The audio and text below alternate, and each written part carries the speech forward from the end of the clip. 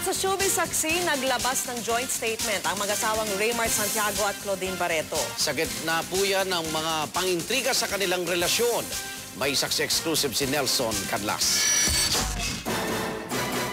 Sa gitna ng mga haka-haka sa lagay ng relasyon nilang mag-asawa, eksklusibong nakuha ng GMA News ang joint statement ni Claudine Barreto at Raymart Santiago. Sa pahayag na ipinadala sa akin sa pamamagitan ng manager ni Claudine na si Shirley Kwan, iginit ng mag-asawa na magkasama pa rin sila, patuloy na nagmamahalan at pinahahalagahan ang kanilang pagsasama.